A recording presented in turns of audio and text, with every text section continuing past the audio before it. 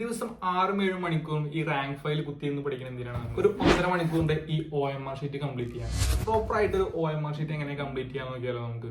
1.5 മണിക്കൂറിന്റെ ഒരു എക്സാമിനെ 30 മിനിറ്റിന്റെ 3 സെക്ഷനായിട്ട് നമ്മൾ ഡിവൈഡ് ചെയ്തേക്കുന്നത്. ഓരോ സെക്ഷനിലും എത്ര മാർക്ക് നമ്മൾ സ്കോർ ചെയ്യണം, അല്ലെങ്കിൽ എങ്ങനെയാണ് ബബിൾ ചെയ്യേണ്ടതെന്നാണ് നമ്മൾ നോക്കാൻ പോകുന്നത്. ഫസ്റ്റ് സെക്ഷനിൽ നമുക്കൊരു ക്വസ്റ്റ്യൻ പേപ്പർ കയ്യിൽ കിട്ടുകയാണെന്ന് വെച്ചെങ്കിൽ ആദ്യം ചെയ്യേണ്ട ഭാഗം എന്ന് പറഞ്ഞിട്ടുണ്ടെങ്കിൽ മലയാളം, ഇംഗ്ലീഷ്, മാത്സ്. ഈ 30 മാർക്കിൽ നിങ്ങളൊരു 22 to 26 മാർക്ക് സ്കോർ ചെയ്തിരിക്കണം. എന്നാൽ മാത്രമേ നിങ്ങൾക്ക് റാങ്ക് ലിസ്റ്റ് കയറാൻ പറ്റുള്ളൂ. നിങ്ങളൊരു 30 അറ്റൻഡ് ചെയ്ത് കഴിഞ്ഞിട്ടുണ്ടെങ്കിൽ ഒരു 6 തെറ്റിയാൽ പോലും നിങ്ങൾക്ക് കിട്ടും 22 മാർക്ക്. സെക്കൻഡ് സെക്ഷനിൽ 70 GK ആണത്. ഈ 70 GK അരമണിക്കൂറിനുള്ളിൽ വായിച്ച് തീർത്തിരിക്കണം. അതൊരു 5 ക്വസ്റ്റ്യൻ നിങ്ങൾ വായിക്കുകയാണെന്ന് വെച്ചെങ്കിൽ മിനിമം അതിലൊരു ഷുവർ ആയിട്ടുള്ള 2 ആൻസേഴ്സ് പബ്ലിഷ് ചെയ്യണം. നിങ്ങളൊരു 10 ക്വസ്റ്റ്യൻ വായിക്കുകയാണെന്ന് വെച്ചെങ്കിൽ മിനിമം ഒരു 4 ഷുവർ ആയിട്ടുള്ള 4 ആൻസേഴ്സ് ബബിൾ ചെയ്താൽ മതി.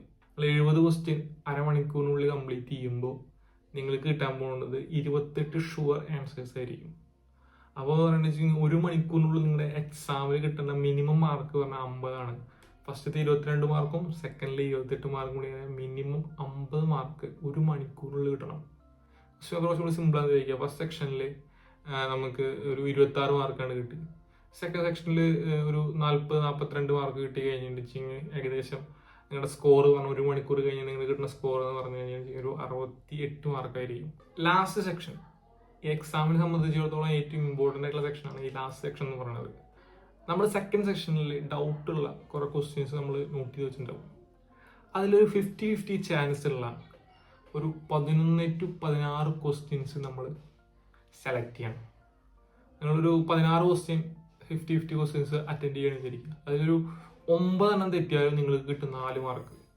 നിങ്ങൾ കട്ട് ഓഫിനുള്ളിൽ കയറി കഴിഞ്ഞിട്ട് ഒരു 4 മാർക്ക് കിട്ടിക്കഴിഞ്ഞാൽ നിങ്ങളുടെ റാങ്ക് പോകുന്നത് ടോപ്പ് ലെവലിലേക്കായിരിക്കും. മിനിമം ഒരു 11 അറ്റൻഡ് ചെയ്യണം. ഒരു 11 6 തെറ്റിയാലും കുഴപ്പമില്ല, നിങ്ങൾക്കൊരു 3 മാർക്ക് കിട്ടും. അപ്പോൾ നിങ്ങൾ ഏറ്റവും അവസാന സെക്ഷനിൽ ഒരു 11 to 16 നിങ്ങൾ അറ്റൻഡ് ചെയ്തിരിക്കണം.